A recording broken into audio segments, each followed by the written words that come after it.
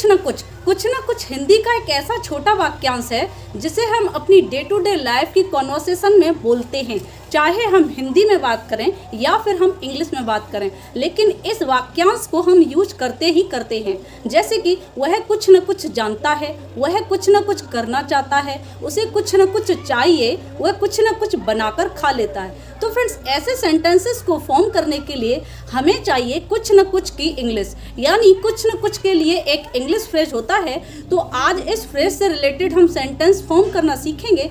So friends, my name is Mona and you are watching English with blazer Mona. Hope you people are doing great and learning this language great way. So friends, let's begin. तो friends, मैं कुछ sentences कुछ न कुछ से related लेकर आई हूँ। So friends, I have already written these sentences on the board. मुझे कुछ न कुछ करना है, बच्चे कुछ न कुछ खेलते रहते हैं। तो फ्रेंड्स, कुछ न कुछ के लिए हम यूज करते हैं समथिंग और दी अदर। समथिंग और दी अदर, ये आपका इंग्लिश फ्रेज है। इसे हम कुछ न कुछ के लिए यूज करते हैं।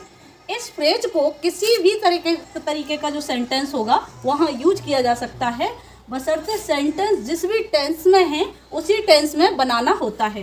तो जैसे आप देख सकते हैं, मुझे कुछ न कुछ करना है, तो यहाँ पर ये जो कुछ न कुछ है एक ऑब्जेक्ट का काम कर रहा है। किसका काम कर रहा है? ऑब्जेक्ट का। मुझे आपका सब्जेक्ट है, ये आपका ऑब्जेक्ट है और ये आपकी वर्ब है।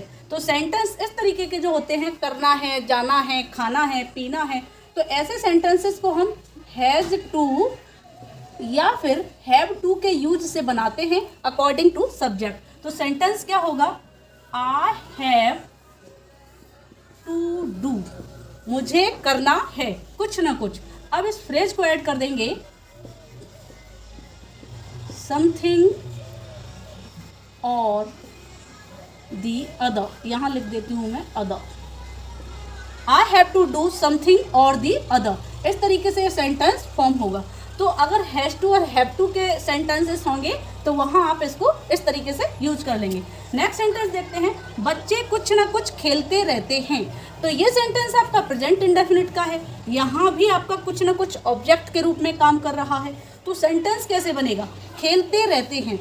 यहाँ पर दो वर्ब हैं, एक प्राइमरी वर्ब है और एक सेकेंडरी वर्ब है। तो यहाँ रहने के लिए सबसे पहले हम कीप वर्ड का यूज करेंगे। तो सेंटेंस क्या हो जाएगा? किड्स, आप चिल्ड्रन भी लिख सकते हैं, किड्स कीप। और जब हम कीप वर्ड लिखते हैं, वर्ब कीप लिखा जाता है, तो जो खेलना की इंग्लिश है वो आपकी आईएनजी फॉर्म में लिखी जाएगी। किड्स कीप प्लेइंग समथिंग और दी अदर। तो फ्रेंड्स, आई होप कि आपको सेंटेंस का जो स्ट्रक्चर है वो समझ में आ रहा होगा। कुछ ना कुछ ऑब्जेक्ट के रूप में काम करता है। तो यानी किसी भी सेंटेंस का जो स्ट्रक्चर होता है, इतने सारे स्ट्रक्चर्स मैं ऑलरेडी प्रीवियस वीडियोस में बता चुकी हूँ। तो जहाँ भी ऑब्जेक्ट आएगा वहाँ आप ऑब्जेक्ट के लिए कुछ ना कुछ का यूज करेंगे। तो जैसे कि सेंटेंस का जो नॉर्मली स्ट्रक्चर होता है वो आपका होता है subject plus verb plus object. अब इसमें थोड़ा सा चेंजेस आता रहता है अकॉर्डिंग टू टेंस, कि उस टेंस में क्या हेल्पिंग वर्ब है और ओनली हेल्पिंग वर्ब से बना है सेंटेंस, या फिर उसमें दो वर्ब हैं, helping verb plus main verb. तो थोड़ा सा चेंज होता रहता है, लेकिन सब्जेक्ट हमेशा आगे आता है और ऑब्जेक्ट पीछे आता है। तो यानी कि जो समथिंग और दी अदर है वो आपके ऑब्जेक्ट के रूप में काम कर रहा है, इसीलिए लास्ट में लिखा जाएगा। हमारा मन कुछ न कुछ सोचता रहता है। तो ये सेंटेंस कैसे होगा? हमारा मन, इसको हम लिखेंगे आवर माइंड। आवर माइंड कुछ न कुछ सोचता रहता है। तो यहाँ पर हम अपने मन को सिंगुलर सब्जेक्ट के रूप में देख रहे हैं, हमारा मन। Our mind keeps thinking. Our mind keeps thinking कुछ न कुछ। तो कुछ न कुछ के लिए फिर से हम समथिंग और दी अदर का यूज कर देंगे। समथिंग और the other. Our mind keeps thinking something और दी अदर। तो फ्रेंड्स, नेक्स्ट सेंटेंस है, वह कुछ न कुछ बनाकर खा लेता है। तो ये सेंटेंस आपका किस तरीके से बनेगा? इसमें दो वर्ब हैं, एक तो बनाना और दूसरा खाना। तो तो पहले सेंटेंस हम ये बनाएंगे, वह कुछ ना कुछ बनाता है और उसे खा लेता है। इस तरीके से सेंटेंस को हम फॉर्म करेंगे। तो सेंटेंस क्या होगा, ही कुक्स। कुक के साथ एस क्यों लगाया, एस इसलिए लगाया कि जो आपका ही है यानी कि वह है, अगर शी होता तब भी एस इसलिए लगाते हैं क्योंकि ये आपका सिंगुलर सब्जेक्ट और थर्ड पर्सन होता है। तो सिंगुलर सब्जेक्ट और थर्ड पर्सन के साथ प्रेजेंट इंडेफिनिट में उसकी वर्ब के साथ एस या एस का यूज हम करते हैं, इसलिए मैंने एस का यूज किया है।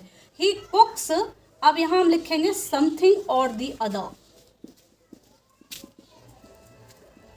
समथिंग और दी अदर, वह कुछ न कुछ बनाता है। और इसके बाद हम करेंगे and Yeats it, and Yeats it. इस तरीके से सेंटेंस को फॉर्म करेंगे। एक दूसरा तरीका भी है, इस तरीके से भी बना सकते हैं, ही कुक्स एंड ईट्स समथिंग और दी अदर। इस तरीके से सेंटेंस को भी फॉर्म कर सकते हैं।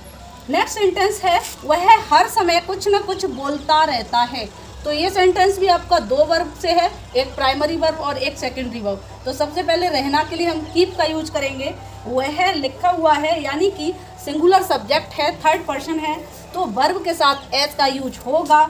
और उसके बाद बोलना के लिए हम इंग्लिश लगाएंगे, और उसके बाद आपका आएगा कुछ न कुछ, और उसके बाद आएगा आपका हर समय। Friends, translate this sentence in the comment box, then I'll reply your sentence is correct or incorrect. तो फ्रेंड्स, आई होप कि आज की क्लास में जो स्ट्रक्चर मैंने एक्सप्लेन किया है आपको अच्छे से समझ में आया होगा। समथिंग और दी अदर का यूज करके आप और सारे सेंटेंसेस अपनी डे टू डे लाइफ में यूज कर सकते हैं, उन्हें फॉर्म करके अपनी डे टू डे लाइफ में अपनी इंग्लिश को इम्प्रूव कर सकते हैं। तो फ्रेंड्स, आई होप कि आज की क्लास अगर आपको पसंद आई है तो प्लीज़ एक लाइक और एक शेयर अवश्य करें। आपके एक लाइक और एक शेयर से मुझे मिलता है मोटिवेशन और साथ ही साथ मिलता है सपोर्ट। अगर आप एक लाइक और एक शेयर करते हैं, इट्स मीन आप मुझे सपोर्ट करते हैं। So friends, if you found my video helpful, then please like, share and subscribe. See you next video. Till then, take care, keep learning, keep growing. Bye bye.